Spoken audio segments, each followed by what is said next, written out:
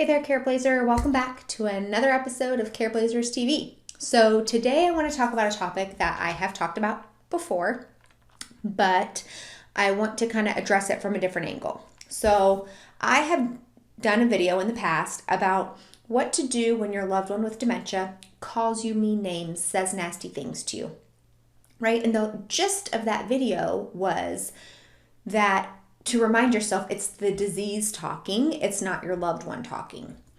And even though in that video, I briefly addressed, well, what about if your loved one has always been rude and mean to you? Then it's not really the disease talking, right? I addressed that briefly. I want to spend some more time talking about that today because this is the number one challenge caregivers are telling me when I talk to them about it's the disease that's making them say these things. It's the people who have had really difficult relationships with their loved ones for most of their life, even before the disease, that their loved one has been kind of rude and mean. You know, what can that Careblazer think to themselves now, or what can they do? Because the Careblazer simply cannot believe that it's the disease talking when it's kind of like this is how their loved one has always been.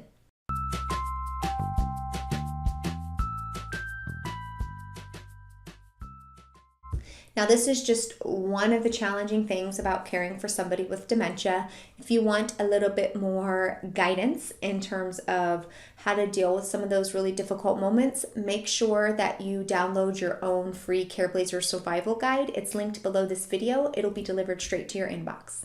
So let's say you are caring for your loved one with dementia and they say nasty things to you, rude things to you, call you mean names, and you try to tell yourself it's the disease talking, but it simply doesn't work because you believe it's your loved one knows exactly what they're saying because they've always said these kinds of things.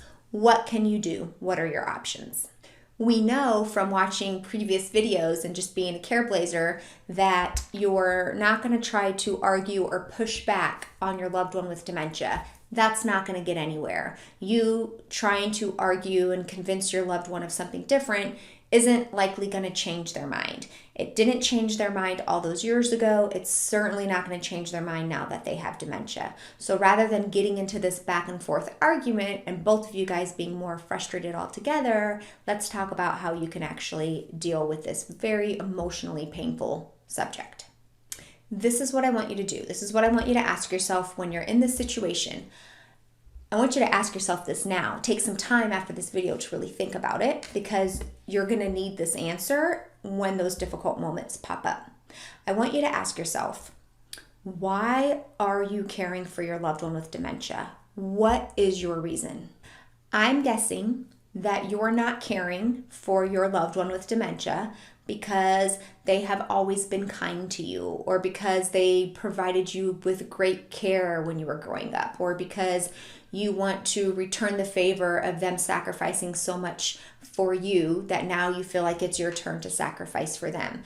Those are common reasons and explanations I hear from Careblazers who are caring for a family member where they had great relationships growing up, where there was a lot of love and kindness and there wasn't a lot of tension.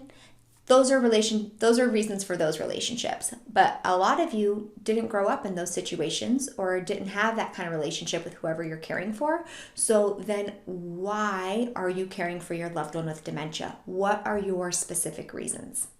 You have to spend some time thinking about this.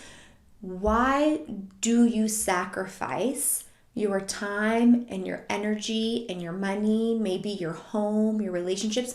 Why do you sacrifice all that to care for this person who maybe has never been really kind to you?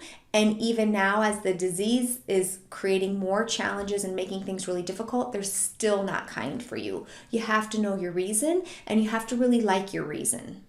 Sadly, I work with a lot of people who have dementia who have no family or friends around. Those a lot of times are people who have maybe pushed a lot of people out of their life, and here they are alone at a time when they need the most help ever. There's no one to be found, right? But here you are, you're there. You're providing amazing care to somebody who was not really amazing to you. So it's obvious you're not providing that care, you're not making those sacrifices because of how great this person was to you, why are you then caring for it? So perhaps you're caring for this person with dementia because you want to be the best possible person you can be.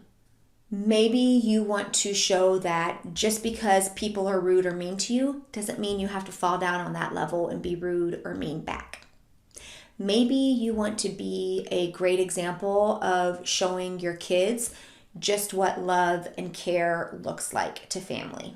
Maybe you believe that family sticks with one another and by their side no matter how difficult things are.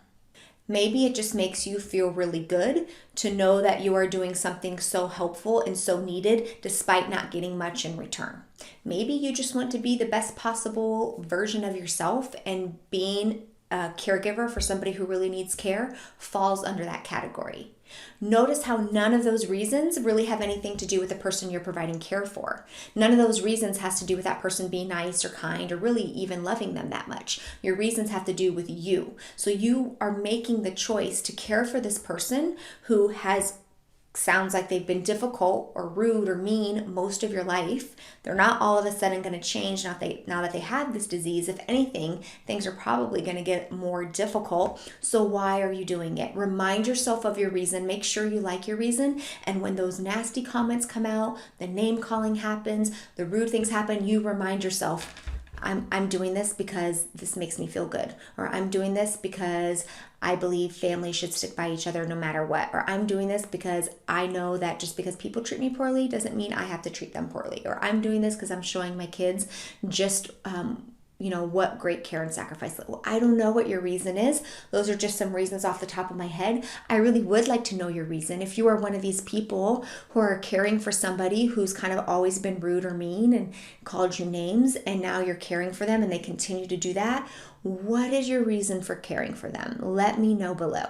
And so when your loved one makes these comments, name calling, says these things, those are the moments you remind yourself of your reason. So instead of getting sucked into the very easy trap of they should appreciate me, I'm making so many sacrifices, they're the worst, they don't appreciate anything that I do, this is awful. Instead of going down that path, which kind of takes you to a place of kind of pity and frustration and resentment, you instead think to yourself of your reason. I am choosing to do this because X, Y, or Z. Right? And I know I've said this before, but truly make sure you like your reason, right? If your reason that you're caring for your loved one with dementia is because nobody else in the family is stepping up, that might not be a great reason for you. That might lead to more frustration and resentment that nobody else is stepping up. So think about why you're doing what you're doing, what makes you do what you're doing despite no appreciation or acknowledgement and despite kind of the verbal harassment, and make sure you like whatever that reason is and remind yourself of that over and over. So I'll be looking forward to reading your reasons below this video. I'll be back next week with another video. In the meantime, even though my care course is closed down right now, and you can sign up for the wait list to be alerted when that opens back up again, you can currently join.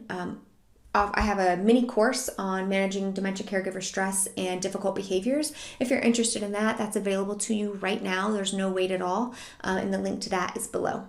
All right, Careblazer, I'll see you next week.